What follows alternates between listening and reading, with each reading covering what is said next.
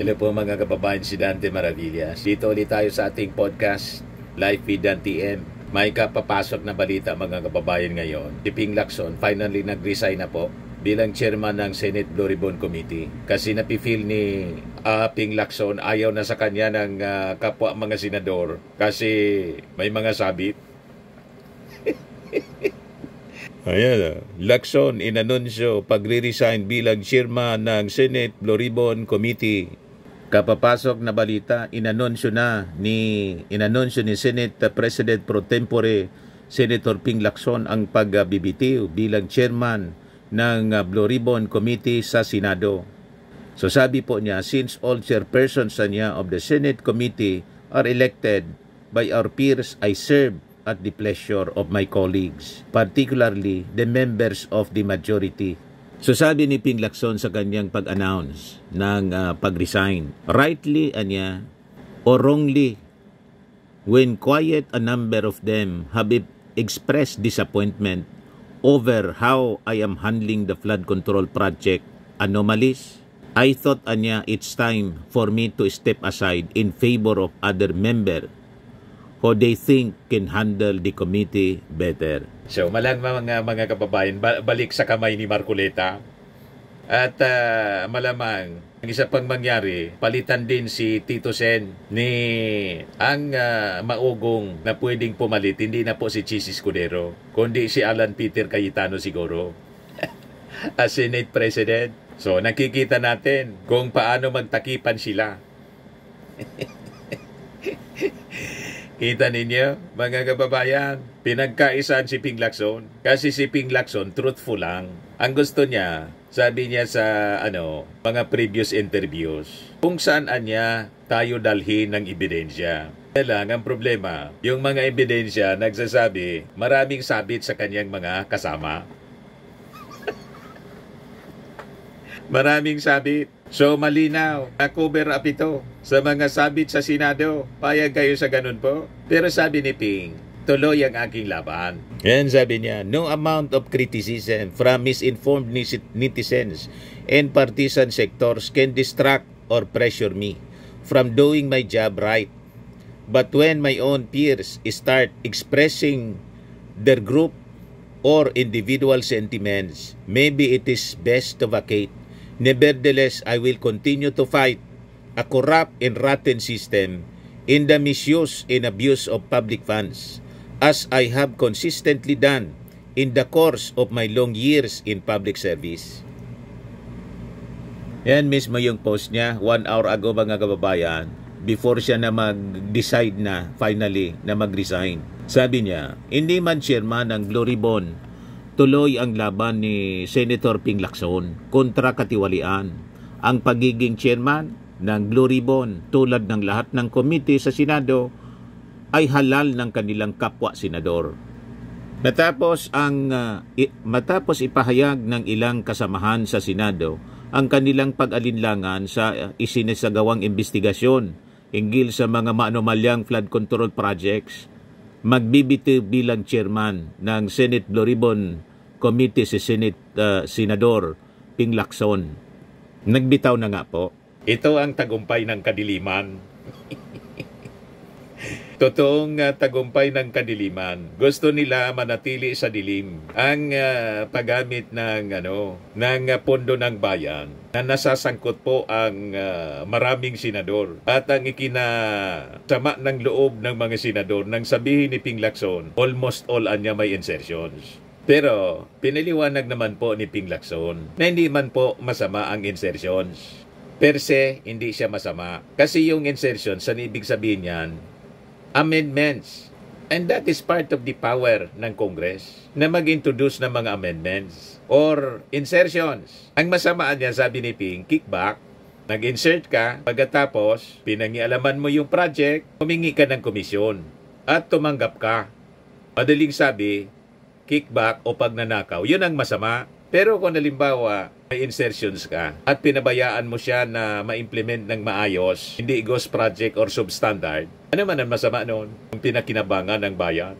Ang masama kung ibinulsa. Tama si Ping po. Ito yung interview kay Ping Lacson kanina sa DCWB. Pakinggan natin yung parte. Nabibitin kasi suspended until further notice itong investigation. Yung mga nakalipas po ninyong mga pagdinig, marami na talagang lumalabas eh. May mga testigo rin po or resource person na nadadagdag patungkol po sa issue ng flood control project. Kung maghihintay pa po ng matagal, baka mabitin din yung ating mga kababayan. Yun nga, sinasabi ko nga, nag-conflict nga sa, natapat sa budget deliberation, may pakiusap nga rin si Senator Gatchalian kung pwedeng ma-prioritize Mga rason na lang yan po. Yung budget hearings.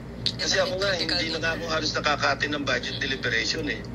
Dahil nga, hindi mga cover story na lang. Pang-cover up. Siyempre, magpiprepare ka. Para po itigil yung investigasyon ng Senado ng chairman si Ping Lacson. Kasi maraming nasasabit na senador. Binabantayan yung interview sa inyo. Oo nga eh, parang, alam mo, ewan ko ba, parang stalker eh. Lahat ng pati yung si Marcoleta sa ex, pinabanggit niya sa privilege speech. Tapos sasabihin niya, mahilig daw magpasaring. Katakot-takot na pasaring nga yung ginawa niya eh. Pero sir, hindi kayo magiging komportable kung sa kanya mabalik yung Blue Ribbon Committee. Malabo yun, sir. Kasi kung siya yung elect ng majority ng mga senador, yan ang gusto nila. Sa kanya mapunta. Wala ano magagawa ko doon. Kung sakaling ituloy ko yung aking intention, sa ngayon intention yun. Kino-consider ko talaga yun. Natunayan, nagka-craft na nga ako ng sulat papunta kay Senate President Soto. Just in case na talagang yun ang maging decision ko, wala rin naman makakapigil sa akin. Opo. Pero kung maibabalik kasi wala naman akong mapapala dito. Ano bang mapapala ko? Sinabi ko na nga, last tour ako na ito. Yes, wala naman akong planong, alam mo, hindi naman sa pagbubot ng sariling bangko. Para sa bayan na nga lang ito. Parang ito na lang yung balik utang na loob ko sa pagkatagal-tagal ko ring na ginugol na panahon na bilang public servant. At alam mo, pwede na ako mag-count ng blessings, ika nga, in spite of so many brickbats, mga diatribes, kung ano ng mga basing na nakukuha ko. Pero sige lang, hindi naman ako nadidistract doon. Pero pagka yung mga colleagues ko na nagpapahayag na hindi na sila happy, hindi na happy kasi maraming sabi. Usapan yon. Kasi nga, sila yung nag-elect sa akin. At sila nag-elect ng lahat ng chairpersons ng lahat ng komite. So pag majority sa kanila, wala nang tiwala, what is left for me to decide on or to do except magbitin na lang sa bilang chairman. May mga nagtetest. Ganun lang yun. Sabi ko nga, hindi naman nag-serve at the pleasure of anybody except my peers.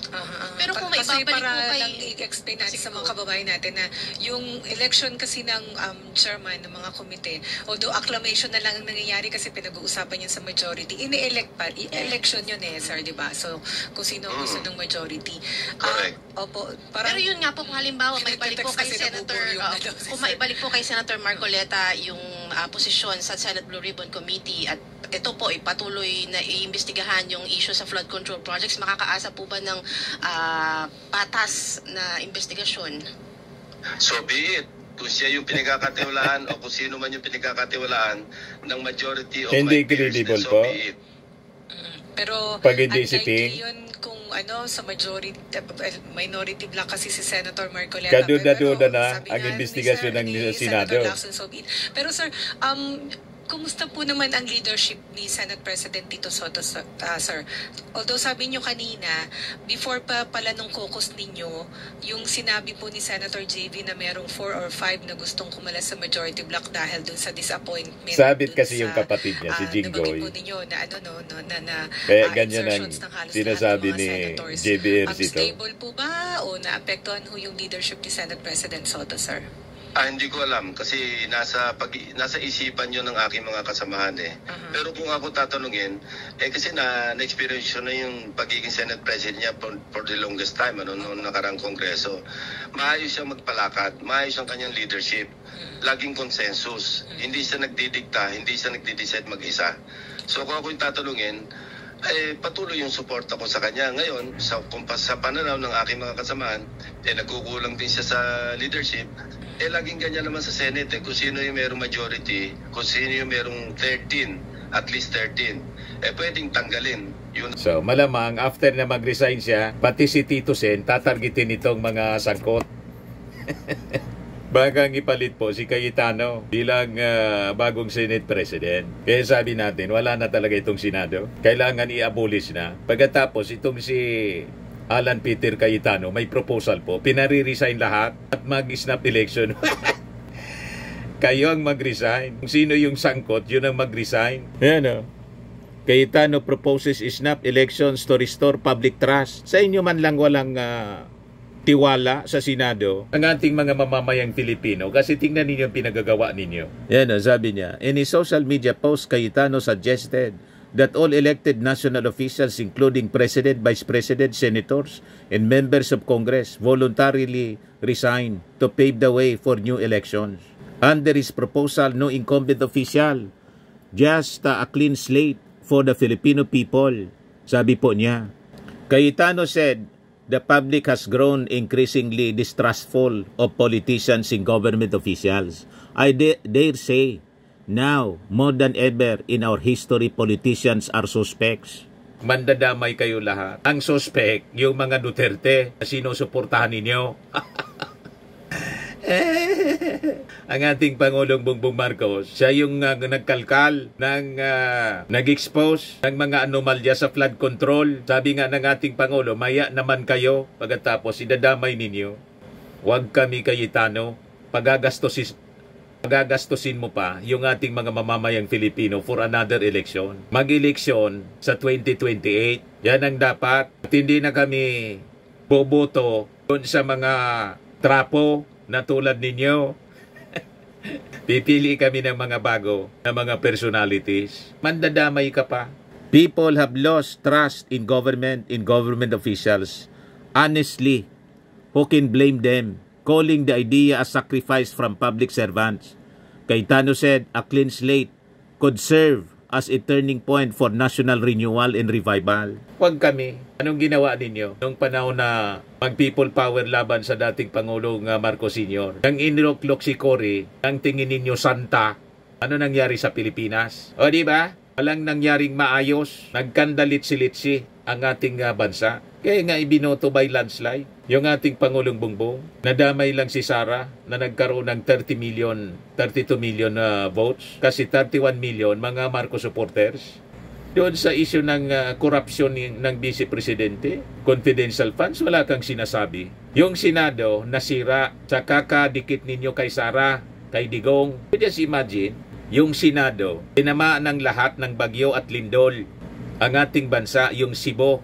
Ano yung mga topics ninyo dinidiscuss sa Senado? Yung house arrest ni Digong, nagresolusyon kayo. Anong klaseng Senado yan? Saan ka nakakitang mga taong ganyan? Napakamamanhid ninyo. Tinamaan na ng lindol. Ang bukang bibig pa ninyo, si Digong pa rin.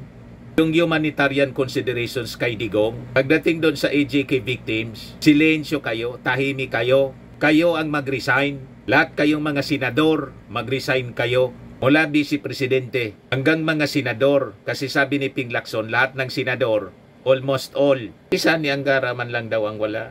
Sabi ni Katunying sa kanyang document na hawak, na insertions.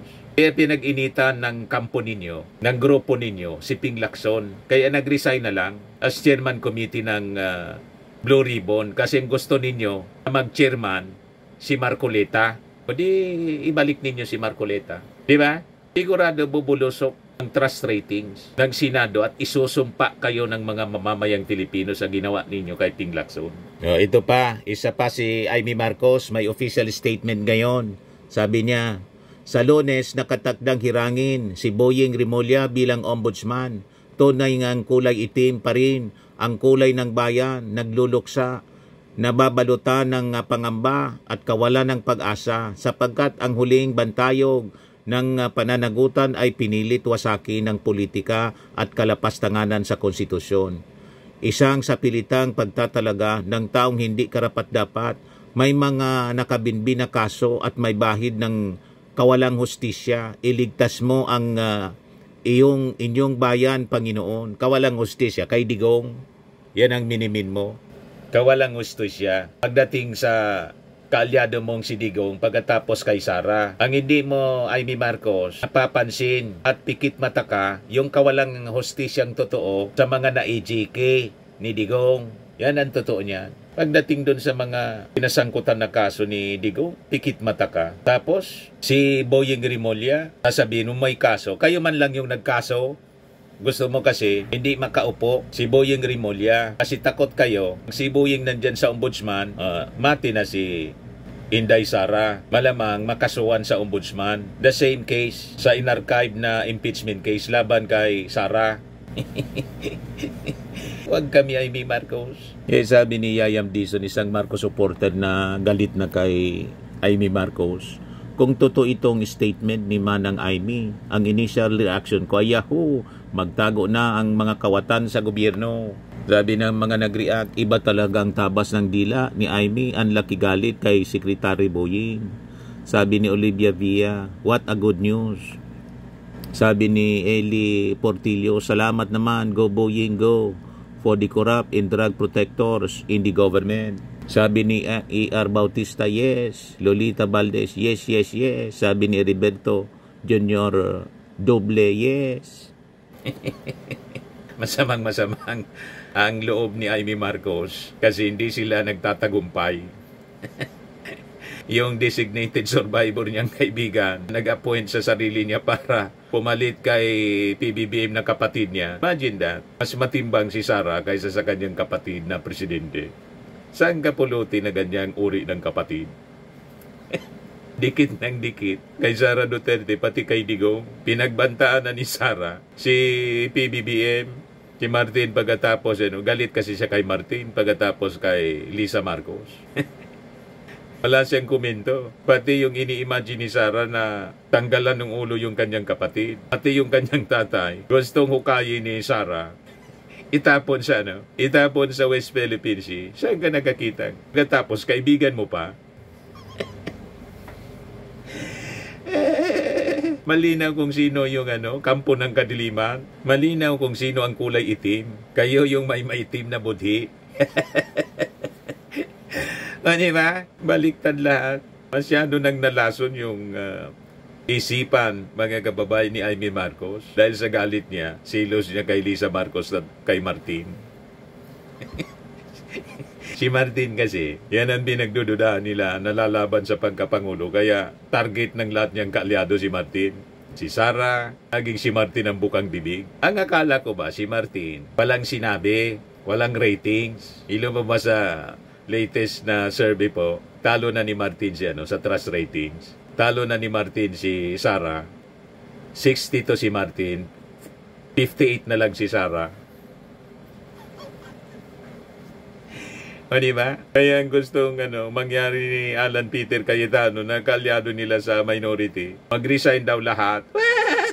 Gustong idama yung lahat, mga kababayan. Kayo siniswerte? Napakagastos ng eleksyon. Pagkatapos, pag nag-eleksyon, magbo-vote buying lang. Kanya-kanyang propaganda. Tapos, mamimili lang ng boto. Tuloy ang korupsyon. Huwag kami, Alan Peter Cayetano at Amy Marcos,